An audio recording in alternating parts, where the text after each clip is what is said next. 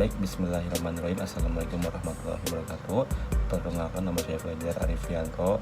Saya dari KPI semester 2. Jadi pada malam hari ini, pada kesempatan kali ini aku akan menyampaikan 5 teori yang diuraikan oleh mata kuliah teori komunikasi dan dosen pengampu Bapak Rohendi. Jadi yang pertama adalah ada dari teori agenda setting. Nah, teori agenda setting itu adalah kayak sebuah teori komunikasi massa gitu ya, yang menyatakan bahwa media itu memiliki kemampuan gitu ya untuk menentukan isu mana nih yang penting bagi publik gitu ya. Nah, agenda setting itu menggambarkan kemampuan media gitu ya, berita untuk mempengaruhi arti penting sebuah kayak topik gitu ya. Jadi misalkan kayak jika sebuah berita itu sering diulas di khalayak, akan menganggap isu tersebut adalah penting gitu ya daripada isu yang lain. Misalkan ada isu yang penting nih, misalkan kemarin kenaikan BBM gitu ya, kenaikan BBM itu kan adalah isu yang paling penting, tapi media massa itu banyak mengulas berita-berita atau isu-isu selain BBM, jadi fokus pada masyarakat itu teralihkan gitu ya. Nah, itu mungkin ada yang menyetingnya gitu ya, dan itu adalah salah satu kode teori agenda setting. Jadi itu teori agenda setting. Jadi yang kedua adalah teori jarum suntik. Nah, teori jarum suntik itu adalah sebuah model gitu ya. Model itu berasumsi media massa gitu, media secara langsung, cepat, dan mempunyai pengaruh yang kuat atas khalayak gitu ya. Jadi model teori jarum suntik ini adalah mempunyai beberapa asumsi gitu ya, yaitu adalah media massa itu kan mampu mengaruhi khalayak gitu ya dengan pesan yang disampaikan gitu, jelas gitu ya. Terus juga khalayak itu mencakup banyak dan tidak ada hubungan satu sama lain gitu ya. Jadi teori jarum suntik atau teori hyperdemic itu adalah berasumsi bahwa elemen komunikasi seperti komunikator, pesan, terus juga dan media gitu. Komunikator, pesan, dan media itu memiliki pengaruh yang kuat dalam mempengaruhi ataupun dalam komunikasi gitu ya. Iya, di dalam teori jarum suntik itu dikatakan sebagai teori peluru oleh gitu ya.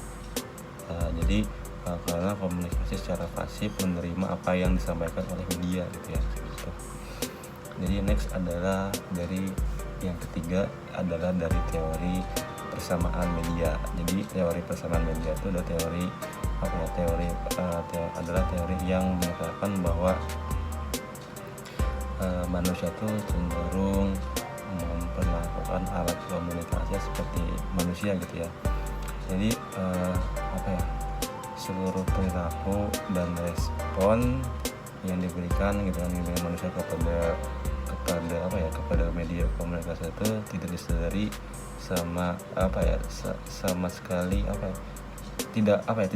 tidak disadari sama sekali oleh diri mereka gitu ya. Jadi teori persamaan media itu ingin menjawab mengapa sih manusia itu secara tidak sadar bahkan secara otomatis merespon apa yang dikomunikasikan media gitu ya, seolah itu adalah manusia gitu. Itu adalah teori persamaan media gitu ya, seolah menganggap menyatakan bahwa manusia itu cenderung memperlakukan alat komunikasi seperti manusia. Terus yang keempat adalah teori pertukaran sosial. Jadi teori pertukaran sosial itu adalah sebuah ilmu sosial yang berdasarkan gagasan bahwa manusia itu berhubungan dengan manusia yang lain itu dilandaskan dengan adanya manfaat atau tidaknya gitu ya. Jadi secara garis besar menggambarkan seperti hubungan yang dilihat berdasarkan untung rugi gitu ya. Jika seseorang tersebut mendapatkan benefit yang dia dapatkan ketika dia berhubungan dengan orang lain gitu kan, terus juga lebih banyak keuntungannya gitu ya daripada kerugiannya, maka ia akan menjalani hubungan tersebut gitu ya. Jadi ya transaksional mungkin ya manusia menurut teori ini mah gitu ya. Jadi itu adalah teori pertukaran sosial gitu ya. Dan yang terakhir adalah dari teori spiral of silence gitu ya. Jadi teori ini adalah teori keheningan kalau menurut Google, terus juga pertama kali dikenalkan oleh Neil Neumann tahun 1970 gitu ya. Dalam penelitiannya Neumann mengatakan bahwa media itu mempengaruhi opini publik gitu ya.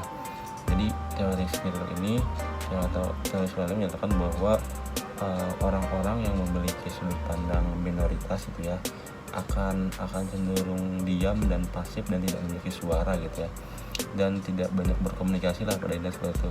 Sedangkan orang-orang yang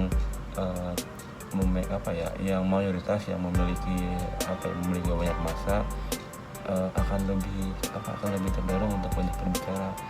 Minoritas ini itu yang pandangannya dominan dan sering didukung oleh media, dan mungkin seperti itu. Dari media spiral of silence bahwasanya asumsi publik itu bagaimana dilihat dari mayoritas kebanyakan gitu. Misalkan mayoritas kebanyakan berasumsi A, berarti masyarakat yang dianut pun yang dipercayai pun akan mempercayai teori A gitu ya, ketimbang teori yang minoritas ini. Seperti itu. Sebelumnya sudah selesai, dan sebelumnya minta maaf kalau misalkan ada kesalahan ataupun kata yang tidak sesuai. Sempurna dengan berat Allah dan kesalahan yang dari saya pribadi dicukupkan. Wabillahi taufiq wal hidayah. Wassalamualaikum warahmatullahi wabarakatuh.